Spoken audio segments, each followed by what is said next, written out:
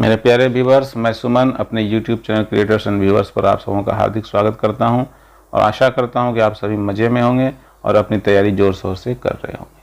आपकी तैयारी को और समृद्ध करने के लिए आज मैं प्रतियोगिता दर्पण मार्च 2023 अंक का राष्ट्रीय घटनाक्रम लेकर प्रस्तुत हूँ और आशा करता हूँ कि आपको यह अत्यंत उपयोगी लगेगा, आपके लिए अत्यंत उपयोगी सिद्ध होगा।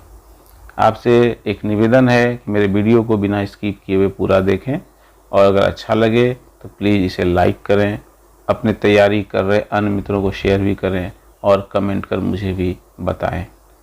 और अगर आप पहली बार मेरे चैनल पर आए हैं तो प्लीज़ इसे सब्सक्राइब कर बेल नोटिफिकेशन को ऑन कर लें ताकि जो भी वीडियो मैं अपलोड करूं आप तक आसानी से पहुंच सके। तथा इसी क्रम में जो मैं आपके पास राष्ट्रीय घटनाक्रम पहुंचा पा रहा हूं, ये प्रतियोगिता दर्पण का जो संकलन है, इसके लिए मैं प्रतियोगिता दर्पण परिवार का भी अनेक आभार व्यक्त करता हूं, उनकी पूरी टीम का, उनके पूरे सिस्टम का।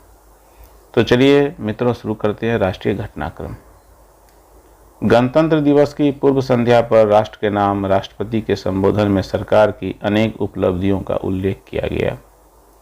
राष्ट्रपति ने कहा कि भारत एक गरीब और निरक्षर राष्ट्र की स्थिति से आगे बढ़ते हुए विश्व मंच पर एक आत्मविश्वास से भरे राष्ट्र का स्थान ले चुका है। संविधान निर्माताओं की सामूहिक बुद्धिमत्ता से मिले मार्गदर्शन के बिना यह प्रगति संभव नहीं थी। और भी बहुत महत्वपूर्ण बातें उन्होंने बताई और सुखमय जीवन के लिए जीवन शैली को बदलने की आवश्यकता पर भी उन्होंने बल दिया और बल देते हुए उन्होंने भोजन में बदलाव का आह्वान राष्ट्रपति ने किया और मोटे और पौष्टिक अनाजों को भोजन में शामिल करने का आह्वान उन्होंने किया। इससे स्वास्थ्य में सुधार होने के साथ साथ पर्यावरण संरक्षण में भी सहायता मिलने की बात उन्होंने कही। इसके साथ ही भारत के सुझाव पर वर्ष 2023 को पौष्टिक अनाजों का वर्ष इंटरनेशनल ईयर ऑफ मिलेट्स घोषित करने के संयुक्त राष्ट्र संघ के कदम पर हर्ष उन्होंने व्यक्त किया। आगे बढ़ते हैं। राष्ट्रपति भवन के ऐतिहासिक मुगल गार्डन्स का नाम अब अमृत उद्यान। आज़ादी के अमृत महोत्सव के उपलक्ष्य में सरकार ने राष्ट्रपति भवन के ऐतिहासिक मुगल गार्डन्स का नाम अब अमृत उद्यान कर दिया है। 27 जनवरी 2023 को प्रातः राष्ट्रपति श्रीमती द्रौपदी मुर्मू ने इसका नया नामकरण किया। नए नाम के साथ ही बाद में आम जनता के अवलोकनार्थ 31 जनवरी 2023 से खोला गया है। 26 जनवरी तक यह आम जनता के लिए खुला रहेगा। ज्ञातव्य है कि 4 माह पूर्व सितंबर 2022 में ही सरकार ने नई दिल्ली स्थित राजपथ, जो पहले किंग्स वे कहलाता था, उसका नाम बदलकर कर्तव्य पथ कर दिया है। पुरुषों के IPL के बाद अब महिलाओं का प्रीमियर लीग मार्च में संभावित। इसमें 5 टीमें भाग लेंगी, जिसमें है अहमदाबाद, मुंबई, बेंगलुरु, दिल्ली और Lucknow. Ahmedabad franchise Adani sports line private limited, Mumbai IndiaWin sports private limited Reliance group, Bengaluru royal challengers private limited, Delhi JSW GMR cricket, Lucknow Capri global holdings. आगे बढ़ते हैं। देश के 11 करोड़ ग्रामीण परिवारों को अब नल से जल की आपूर्ति, जल जीवन मिशन की सफलता। ग्रामीण भारत के सभी घरों में सुरक्षित एवं पर्याप्त पेयजल उपलब्ध कराने के लिए जल जीवन मिशन की घोषणा प्रधानमंत्री श्री नरेंद्र मोदी ने 15 अगस्त 2019 को की थी।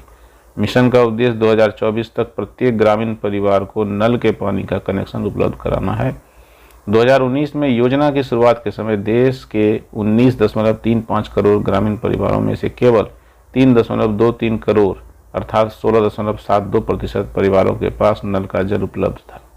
जीवन बदलने वाले इस मिशन के तहत जनवरी 2023 तक 11 करोड़ से अधिक ग्रामीण परिवारों के घरों में नल के पानी की आपूर्ति है।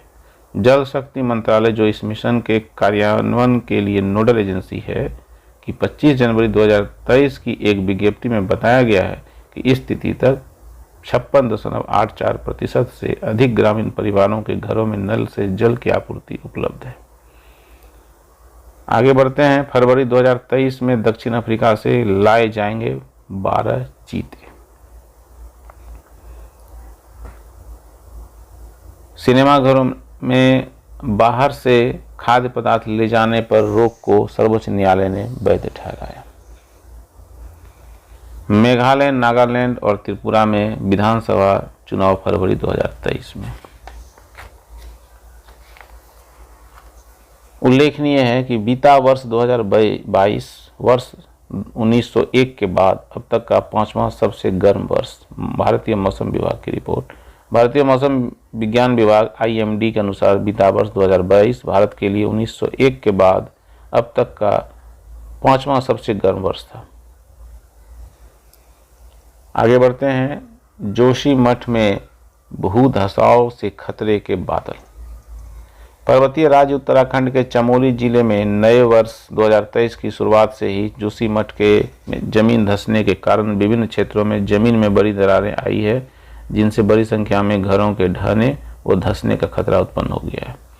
भूधसाव के चलते खेतों में भी दरारें आ गई हैं। कई स्थानों पर तो इन दरारों की चौड़ाई 1-1 फुट बताई गई है। भूधसाव के चलते अनेक स्थानों पर बिजली के खंभे भी झुक गए हैं, जिनके गिरने का खतरा पैदा हो गया है। शहर में विद्युत आपूर्ति किसी भी समय भंग होने की आशंका भी विद्युत अधिकारियों ने व्यक्त की है। इस प्राकृतिक आपदा से सुरक्षा के लिए राज्य सरकार के साथ साथ केंद्र सरकार भी सक्रिय हो गई है। विशेषज्ञ दल के सर्वेक्षण में शहर के लगभग 2000 मकानों में से 800 से अधिक में दरारें वहां आई हैं। जनवरी के उत्तरार्ध में जमीन में दरारें आने का सिलसिला वहां रुक गया था, लेकिन स्थिति खतरे से बाहर नहीं।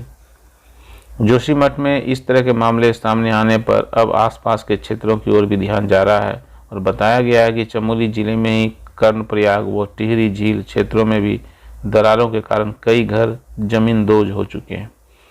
ताज़ा घटनाओं को देखते हुए अब 47 वर्ष पुरानी एक रिपोर्ट की ओर भी ध्यान आकर्षित हो रहा है। 47 वर्ष पूर्व मिश्रा आयोग की एक रिपोर्ट में इस तरह के खतरे के बारे में चेताया गया था, किंतु इस रिपोर्ट की उपेक्षा की गई थी। पर्यावरणकर्ताओं का मानना है कि जोशीमठ ही नहीं, हिमालय पर्वत श्रृंखला के ज्यादातर पहाड़ अभी शैशव अवस्था में हैं। उन्हें कचरे और मलबे का ढेर भी कहा जा सकता है। अतः केवल जोशीमठ ही नहीं, मसूरी, गंगटोक, जम्मू, नैनीताल, भीमताल आदि अनेक हिमालयी हिल स्टेशनों में जमीन धंसने या दरकने की समस्या आम है। उत्तरकाशी की पूरी बेल्ट में आए दिन सड़कों के धंसने की घटनाएं होती रहती हैं तथा पिछले कुछ वर्षों में ही गंगटोक की जमीन लगभग 7 इंच तक धंस चुकी है। जोशीमठ में मकानों में दरारें और जमीन के धंसाव ने आसपास के पर्वतीय क्षेत्रों में भी हालात बिगड़ दिए हैं। स्थिति को देखते हुए भारत की ही नहीं, संपूर्ण विश्व की नज़रें इस समय जोशीमठ पर टिकी हुई हैं। बड़ी संख्या में लोगों को वहां से विस्थापित किया जा रहा है। वहां सभी तरह के निर्माण कार्यों पर रोक लगा दी गई है। स्थिति को देखते हुए पूरे जोशीमठ को किसी अन्य स्थान पर स्थानांतरित करने की नौबत आ सकती है। ऐसे में संपूर्ण विश्व की नज़र इस बात पर है कि जोशीमठ जैसे हालात और किन किन हिल स्टेशनों पर बन रहे हैं और इनकी सुरक्षा के लिए क्या क्या कदम उठाए जा सकते हैं। आगे बढ़ते हैं। जैन समुदाय के तीर्थ स्थल सम्मेद शिखर जी को पर्यटन स्थल घोषित करने की अधिसूचना वापस। जैन समुदाय के पवित्र स्थल श्री सम्मेद शिखर को पर्यटन स्थल घोषित करने की 3 वर्ष पुरानी अधिसूचना को केंद्र सरकार ने 5 जनवरी 2023 को वापस ले लिया। इससे झारखंड में गिरिडीह जिले में पारसनाथ पहाड़ी पर स्थित यह स्थल पूर्ववत तीर्थ स्थल ही बना रहेगा। आगे बढ़ते हैं। अमेठी में AK-203 राइफलों का उत्पादन प्रारंभ। मेक इन इंडिया पहल के तहत भारत में अब AK-203 राइफलों का उत्पादन भी शुरू हो गया है।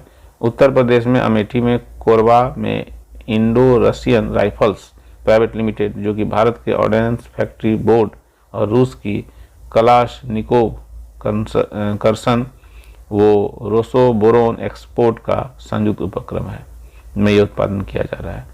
राइफलों की पहली खेप मार्च 2023 में ही सेना को सौंपे जाने की संभावना है।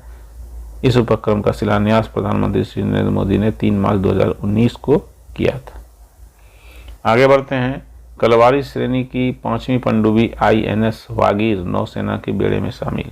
भारतीय नौसेना की सामरिक क्षमता में एक और वृद्धि जनवरी 2023 में उस समय हुई जब प्रोजेक्ट 75 के तहत Mazagon dock ship builders limited MDL के द्वारा निर्मित कलवारी श्रेणी की 5वीं पनडुब्बी वागीर को औपचारिक रूप से नौसेना में शामिल किया गया।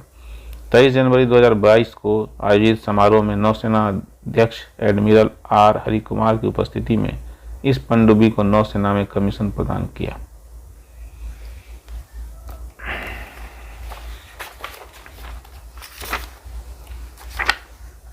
यहाँ उल्लेखनीय है कि पनडुब्बी को नौसेना में कमीशन प्रदान किया। Anti surface warfare, anti submarine warfare, खुफिया जानकारी एकत्र करने, माइंस बिछाने व निगरानी मिशन सहित विभिन्न मिशनों में सक्षम आईएनएस वागीर समुद्र में 350 मीटर की गहराई तक जा सकती है और लगातार 50 दिन समुद्र के भीतर रह सकती है। आगे बढ़ते हैं। आईएनएस खंडेरी इस श्रेणी की दूसरी पनडुब्बी थी जिसका समुद्री परीक्षणों के लिए जलावतरण 12 जनवरी 2017 को हुआ था और 2 वर्ष से अधिक समय के समुद्री परीक्षणों के बाद रक्षा मंत्री राजनाथ सिंह ने 28 सितंबर 2019 को मुंबई में आयोजित इस समारोह में नौसेना में कमीशन किया। इस श्रेणी की तीसरी पनडुब्बी आईएनएस करंज थी जिसका जलावतरण 31 जनवरी 2018 को किया गया था। चौथी पनडुब्बी आईएनएस वेला थी जिसका जलावतरण मई 2019 में किया गया था। इस श्रेणी की पांचवी पनडुब्बी आईएनएस वागीर है जो 12 नवंबर 2020 को इसका जलावतरण किया गया और समुद्री परीक्षणों के बाद इसे अब 23 जनवरी 2023 को नौसेना में कमीशन कर दिया गया। तो मित्रों, ये सारी बातें, ये सारी सूचनाएं जो कि प्रतियोगिता दर्पण के मार्च 2023 अंक के राष्ट्रीय घटनाक्रम से संकलित है, मैं आप तक पहुंचा पाया। उम्मीद करता हूं कि ये वीडियो आपको बहुत ही अच्छा लगा होगा और आप से एक रिक्वेस्ट है कि अगर आप मेरे वीडियो को पूरी तरह से देख लिए हैं तो इसके बाद आप प्रतियोगिता दर्पण पत्रिका का एक बार फास्ट रिव्यू कर लें, जिससे कि आपको जो राष्ट्रीय घटनाक्रम से संबंधित तथ्य पूरी तरह से आत्मसात हो जाए और आपकी तैयारी और अच्छी हो जाए। तो मित्रों, मिलते हैं नेक्स्ट वीडियो में नेक्स्ट टॉपिक के साथ, और तब तक के लिए आप व्यस्त रहिए, मस्त रहिए और खूब खुश रहिए। और साथ ही साथ मैं प्रतियोगिता दर्पण पत्रिका का फिर से अनेक आभार व्यक्त करता हूँ। बाय।